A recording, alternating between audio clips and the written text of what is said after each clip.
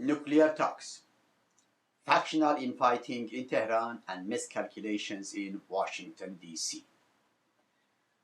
As the May 23rd meeting between Iran and the 5+1 over Iran's nuclear impasse approaches, the factional infighting in Tehran becomes more apparent, and it can potentially block any agreement.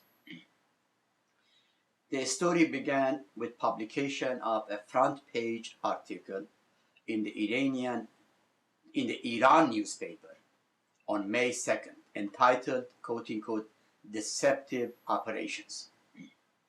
Iran is an official paper and reflects the viewpoint of President Mahmoud Ahmadinejad and his administration.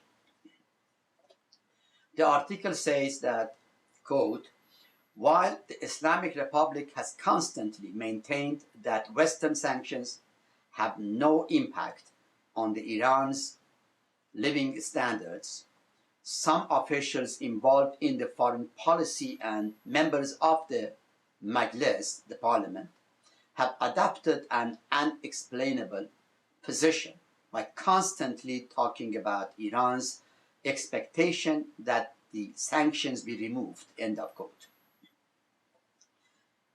The official newspaper then singles out Ali Akbar Salehi, Minister of Foreign Affairs, and Alauddin Burjadi, Chairman of the Foreign Policy and National Security Committee of the Majles, as the two promoting the unexplainable position. It criticizes them for repeatedly asking the West, directly or indirectly, to remove the sanctions. The article posits that the approach has already weakened Iran's position in the upcoming negotiations on May 23rd in Baghdad. It states that by insistently asking for the removal of Western sanctions, they have indeed revealed that pressure have worked on the government and that the country has become vulnerable to the sanctions. While Iran names only two officials, it by extension criticizes others for similar tactical mistakes. They can include Haddad Adel, a close associate of the Supreme Leader, and Ali Bagheri, deputy to Saeed Jalili, Secretary of the Supreme National Security Council, and Iran's chief nuclear negotiator. According to some reports, not denied by Tehran, quote, Jalili, during his bilateral talks with Catherine Ashton, asked 100 times for a delay in oil sanctions, end of quote.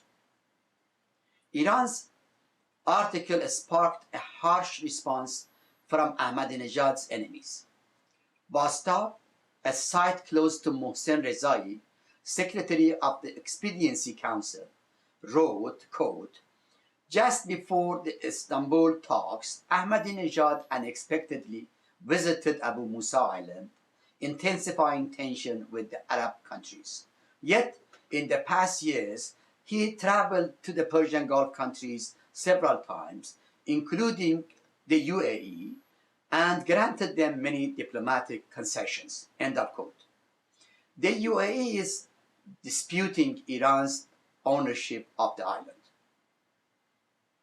Bastard added, quote, many experts believe that these administration's actions are designed to make the negotiations with 5+1 fail because they are being led by the revolution's leader while the administration is sidelined.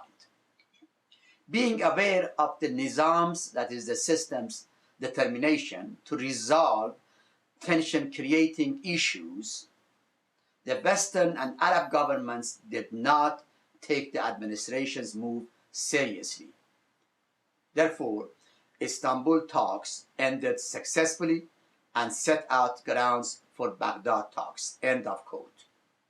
This unprecedented assertion by Bostov that Mr. Ahmadinejad is plotting to derail the nuclear negotiations is complemented by the revelation of a hitherto secret nuclear agreement that Ahmadinejad has supposedly blocked. Specifically, Bostov claimed, quote, "This concern exists that the experience of Brussels agreement, which could have prohibited or prevented sanctions against Iran, would be repeated. That agreement consisted of 11 articles and was signed between Ali Larijani, then Secretary of the National Security Council, and Javier Solana, former European Union foreign policy chief." End of quote. Bostov added, the signed draft of the agreement, which was coordinated with the revolution's leader, faced fierce opposition from Ahmadinejad, who, in an unexpected speech in Quds Friday prayer, announced that the agreement has been signed without his knowledge. Subsequently, Larijani was then forced to resign as the Secretary of the Council and as Iran's top nuclear negotiator. Competition between Ahmadinejad and the Supreme Leader of Iran first came into public domain a year ago when Ahmadinejad forced Haydar Moslehi, Minister of Information and Intelligence, to resign. To prevent the president from taking control of the important ministry, the Supreme Leader intervened and reinstated Moslehi to the position. In protest, Ahmadinejad retreated from the public eye for 11 days, and relations between the two were damaged beyond repair.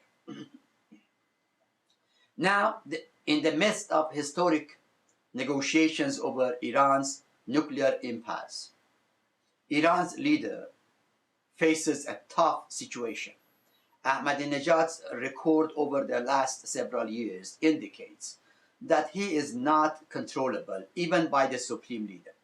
Ahmadinejad is expected to again find a way to torpedo a possible agreement that may result from the Baghdad talks. Under the circumstance, the only instrument at Khamenei's disposal, as Bostov also notes, is to give Ahmadinejad a quote-unquote serious warning and then hope for the best. Besides the fierce rivalry in Tehran over gaining control of the talks, another major factor that can jeopardize the planned negotiations in Baghdad is the US's mistreating of Tehran. Specifically, signals sent by the Obama administration with regard to its position in the Baghdad talks points in two contrasting directions. According to an April 27 story published by the Los Angeles Times, a source in the Obama administration revealed that the US has concluded that, quote, Iran is unlikely to agree to a complete halt in enrichment. That story adds, quote, a senior administration official said that if Iran fulfills US and other world powers' demands for strict enforcement of UN monitoring and safeguards, there can be a discussion of allowing low-level domestic enrichment. End of quote.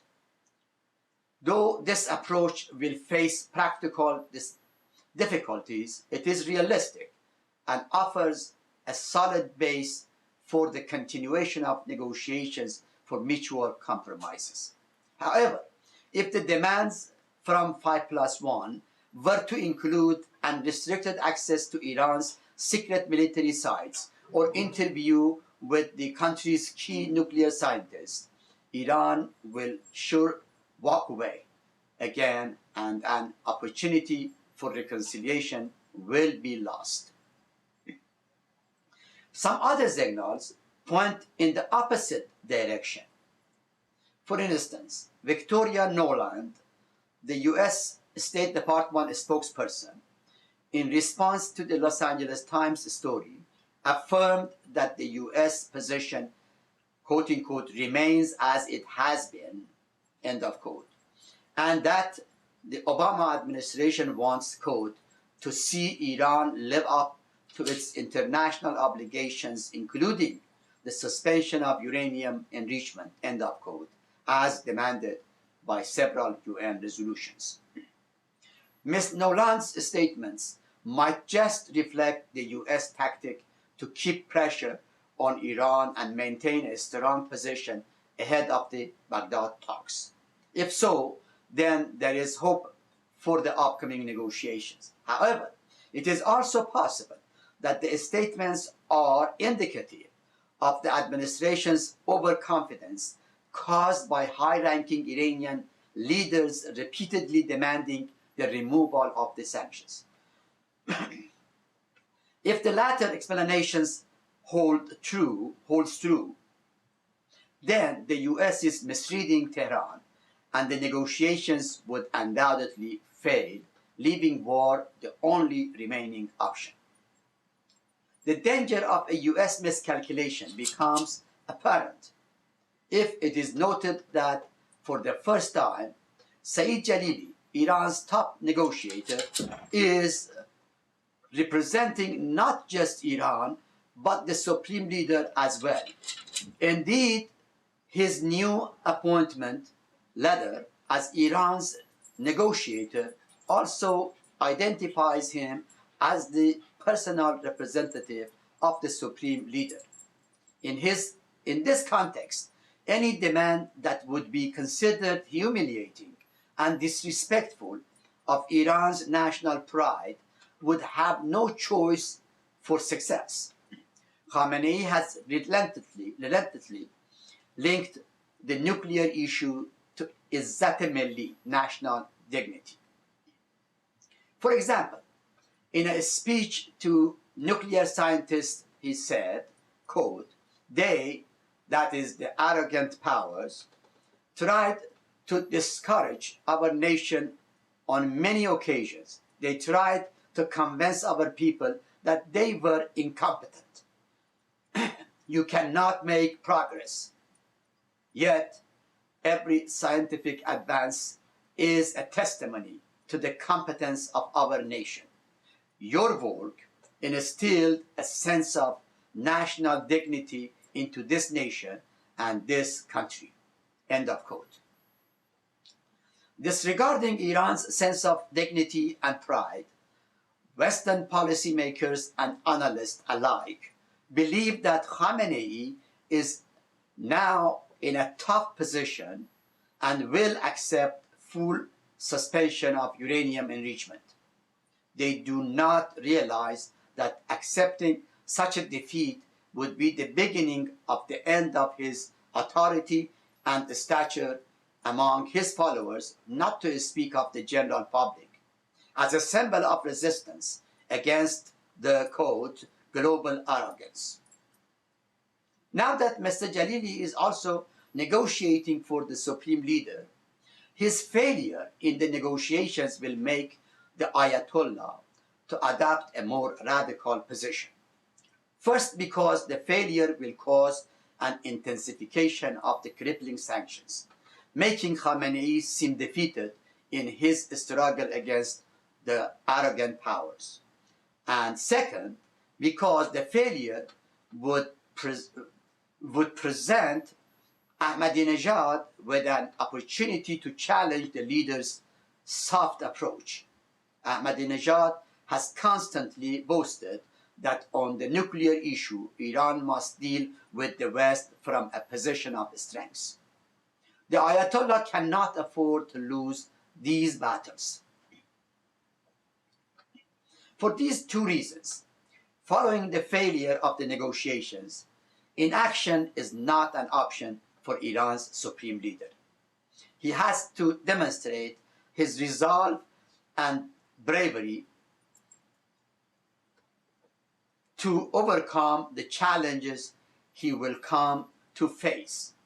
Resolve and bravery are frequently used terms as required characteristics of the supreme leader in Iran. As things stand, the only real option left for Iran is to threaten to exit the NPT. The Ayatollah is expected to set a deadline for removal of Western sanctions and then pull Iran out of the NPT if his demand is not met. Such a move by Iran will significantly increase the chance of a military confrontation. President Obama rightfully says that the window for diplomacy is shrinking. However, this dictum must not merely apply to the Iranians. The US government should also give careful consideration to the implications of its overconfidence, which will cause Baghdad negotiations to fail. The same Jalili who has repeatedly demanded that sanctions be removed has also repeatedly said that, quote, suspension of Iran's nuclear activities in return for the removal of sanctions is a literature which belongs to the past, end of quote. There is no doubt that Iranian leaders are under pressure from the US-led international sanctions. There is also no doubt that they are interested in settling the dispute at this point. However, they are not prepared to settle at any cost, particularly if it were to involve suspending uranium enrichment altogether. The outcome of US miscalculation in this respect and the factional struggle in Iran over the nuclear negotiations could be calamitous. It might lead to a conflict that, in Leon Pannetta's words, we would all regret. Thank you for watching this video. Please share it with friends.